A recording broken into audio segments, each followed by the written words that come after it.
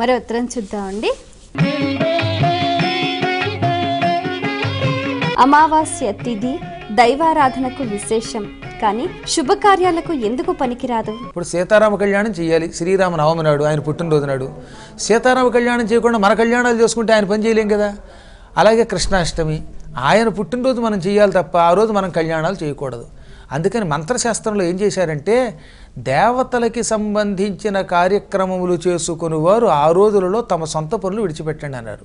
ఇప్పుడు ఉదాహరణకు మన ఇంట్లో పెళ్లి పెట్టుకుంటే ఇంకా మనం దేవతారాధన చేయలేము. అద్భుతమైన శివరాత్రి పర్వదినం నాడు ఆయనకు అభిషేకం చేయలేం, కృష్ణాష్టమి నాడు కృష్ణుడి పూజ చేయలేం, దత్త జయంతి నాడు దత్తుడి పూజ చేయలేం. ఇలా దేవతారాధన దెబ్బతింటే దేవతారాధన చేయకపోవడంలో భూలోకం నశిస్తుంది.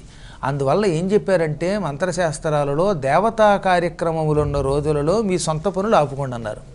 అమావాస్య సకల దేవతలకి ప్రీతిపాత్రమైన ఒక దివ్యతిథి. తక్కిన దేవతాతిథులు కొన్ని అంతవరకే పరిమితం. శివుడికి ఇష్టమైతే కొన్ని విష్ణువుకి ఉండకపోవచ్చు, విష్ణువుకి ఇష్టమైతే శివుడికి ఇష్టం ఉండకపోవచ్చు, ఈ ఇద్దరికి ఇష్టమైతే ఇంకోటికి ఇష్టం ఉండకపోవచ్చు. అమావాస్య ఎలా కదట, సకల దేవతా స్వరూపం అది. అందుకే అంత పర్వదినం అన్నాడు దేవతల్ని పూజించి పితృదేవతలు పూజించాలి తప్ప మీరు పెళ్ళిళ్ళు చేసుకోవద్దు అని చెప్పారు. అమావాస్య నాడు సకల పితృదేవతలు భూలోకంలో ఉంటారు, వాళ్ళని నచ్చిస్తాము, మన ఇంట్లో పెళ్లి చేసుకుంటాము. మరి అందుకని మనకి చాంద్రమానం ప్రకారంగా దాన్ని నిషేధించాం. కానీ సౌరమానం వాళ్ళు మాత్రం దానికి ఇప్పటికి కూడా అమావాస్య నాడు పెళ్ళిళ్ళు చేసుకుంటారు. అది వారి సంప్రదాయం.